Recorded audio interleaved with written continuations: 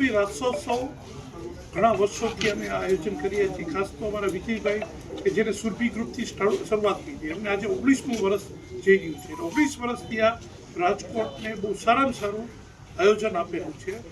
શા માટે અબ તક સુરભી? અબ તક સુરભીમાં પહેલી પ્રાયોરિટી અમે આપીએ છીએ લોકોની સુરક્ષા. કારણ કે અર્વાચીન દાંડિયા શરૂ થયું અને લોકોને સૌથી પહેલો પ્રશ્ન આવતો હતો કે ભાઈ અહીંયા ન્યુસેન્સ થાય છે, તોફાનોવાળા તત્વો આવે છે, અને બેનો દીકરીની સલામતીનો પ્રશ્ન છે. અમે સૌથી પહેલી પ્રાયોરિટી આપેલી છે લોકોની સુરક્ષા.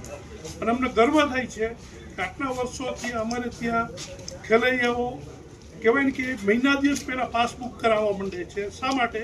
કારણ કે લોકોને ખબર છે કે અહીંથી સૌથી વધુ અમારી બેન દીકરીઓની સુરક્ષા છે અને પારિવારિક માહોલમાં એક આખું આયોજન થાય છે. એટલે આટલા વર્ષોથી એક સરસ આયોજન કરતા. આ વખતે મારા ખાસ તો વિજયભાઈ એક કહેવાય કે કાયમ નવું આપવાનું, એક સાહસ કરવાનું કાયમી તૈયારી બતાવે છે. જ્યારે રાજકોટ કોર્પોરેશન નક્કી કર્યું કે અમે આ વખતે ઇન્ટરનેશનલ જે સ્ટેડિયમવાળું હતું જે માધવરાવ સિંધિયા ગ્રાઉન્ડ છે એમાં અમારે નવરાત્રિ માટે અમે ખુલ્લું મૂકીએ છીએ. અને 30 લાખ જેવી માત્ર રકમ, કે બહુ નાની રકમ ન કહેવાય, આવડી મોટી રકમનું ગ્રાઉન્ડ ભાડે રાખવું એ કોઈ પણ આયોજક માટે બહુ મોટો મુશ્કેલ નિર્ણય હોય છે. અને અમારા વિજયભાઈ એક જ સેકન્ડમાં નિર્ણય લીધો કે ના સાહેબ આપણે અહીંયા જ આપણે કરાવવું છે અને ખેલૈયાઓને સારામાં સારી રીતે મારે રમાડવા છે. અને હું તમને ખાસ એટલા માટે કહું કે રાજકોટમાં ઘણા મોટા આયોજનો બીજા કરે છે. આજે શ્રીમંત લોકો, સુખી સંપન્ન લોકો આવા લીલાછમ ગ્રાઉન્ડમાં, ગાલીચા જેવા ગ્રાઉન્ડમાં રમી શકે, પણ મધ્યમ વર્ગ માટેની આવા આયોજનો મેં બહુ ઓછા જોયા છે.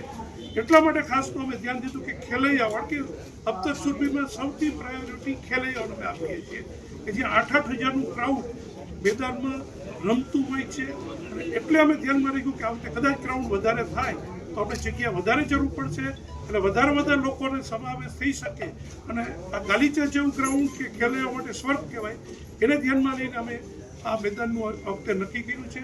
અને દર વખતની જેમ સારામાં સારું સાઉન્ડ હોય છે, સારા કલાકારો હોય છે, સારું આયોજન હોય છે.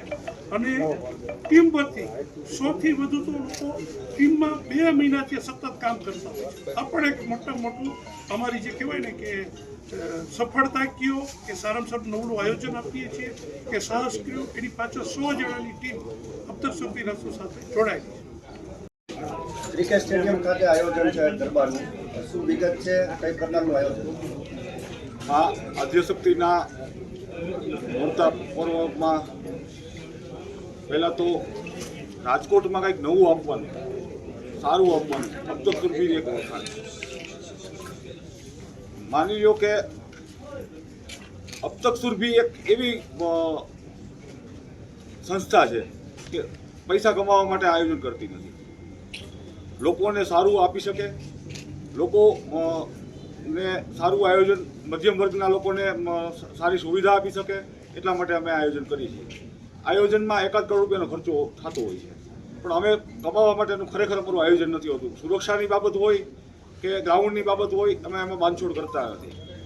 આ સિવાય આપને કહું કે અબ તક સુરભી એક, હું મારા પોતાના વખાણ કરું એમ નહીં, કોઈ બેન દીકરી અમારા ગ્રાઉન્ડમાં સેફલી આવી શકે અને લોકો સારા આયોજનમાં રમી શકે, એટલા માટે અમે આ સાહસ કર્યું છે.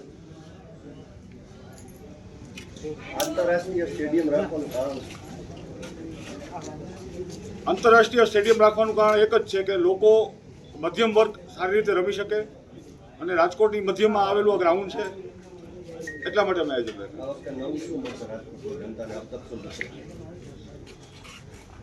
આ વખતે નવામાં વિશાળ ગ્રાઉન્ડ છે, લોનવાળું ગ્રાઉન્ડ છે અને અતિ આધુનિક અમારી સાઉન્ડ સિસ્ટમ છે, સારા સિંગરો છે અને ખૂબ સારું અમે આયોજન કરવા જઈ રહ્યા છીએ. અમે આ વખતે આમ તો રાખતા જ હોઈએ છીએ, આધાર કાર્ડ ચેક કરીએ છીએ, મેડિકલની સુવિધાઓ અમે શું કહેવાય રાખીએ છીએ, અમે એમ્બ્યુલન્સ પણ રાખશું. અને ખાસ કરીને બધા ખેલૈયાઓને ચાંદલા ફરજિયાત અમે રિક્વેસ્ટ કરશું કે ચાંદલા કરીને ગ્રાઉન્ડમાં આવે. અબ તક સુરભીની આ એક મોટી શરૂઆત હશે કે લોકોને અમે ચાંદલાથી સ્વાગત કરશું. ચાંદલાનો નિર્ણય શા માટે કરાયો? જે વિવાદ થયો હતો એ બાદ અબ તક સુરભી હિન્દુ મુસ્લિમ કે બીજા કોઈ ઓલામાં માનતું નથી. અબ તક સુરભી એક સર્વભાવથી માને છે પણ ચાંદલાનો નિયમ એટલા માટે છે કે લોકોને એક આપણા માતાજીનું પર્વ છે તો એક ધાર્મિકતા અને આપણી સંસ્કૃતિ પ્રમાણે જળવાઈ રહે એટલા માટે મેં આ નિર્ણય લીધો.